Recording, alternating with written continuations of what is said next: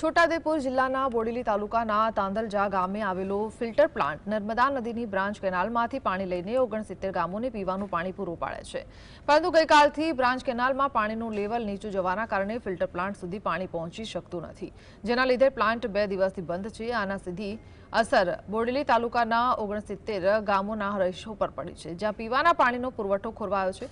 નર્મદા નિગમ અને પાણી પુરવઠા વિભાગના અધિકારીઓ વચ્ચે સંકલનનો અભાવ આ સમસ્યાનું મુખ્ય કારણ મનાય છે।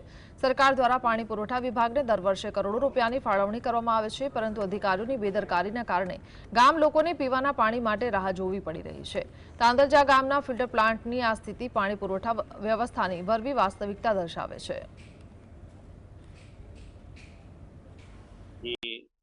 મેઇન કેનાલનું લેવલ ડાઉન હોવાથી જેટલું પાણી હતું એટલું કાલે વિતરણ કર્યું। આજે લેવલ ઊંચું થાય એના માટે ફોન કર્યો છે સાહેબ।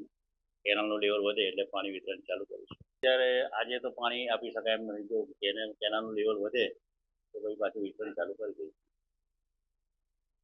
છોટાઉદેપુર જિલ્લાના બોડેલી તાલુકાના 69 ગામને તાંદલજા ગામ પાસે પાણી પુરવઠા વિભાગ દ્વારા ફિલ્ટર પ્લાન્ટમાંથી પાણી આપવામાં આવે। તસવીરોમાં જોઈ રહ્યા છો, આ ફિલ્ટર પ્લાન્ટ બંધ થઈ ગયો છે, કારણ કે નર્મદા કેનાલમાંથી જે પાણી બોડેલી પાસેથી લાવવામાં આવે છે તે પાણીની જે જથ્થો છે તે લેવલ ઓછું થતાં 69 ગામોને ફિલ્ટરવાળું પાણી આજે આપવામાં આવ્યું નથી। બોડેલી તાલુકાના 69 ગામો હાલ આ તે પાણીથી વંચિત રહ્યા છે। પાણી પુરવઠા વિભાગના કર્મચારીઓના જણાવ્યા મુજબ નર્મદા કેનાલનું લેવલ વધશે તો પાણી આવશે।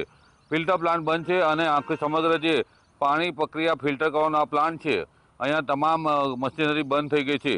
નર્મદાના જે પાણી ના આવતા કેનાલના લેવલ ઓછા થતાં 69 ગામોને પાણી પીવાનું જે શુદ્ધ મળતું હતું તે આજે બંધ થઈ ગયું છે।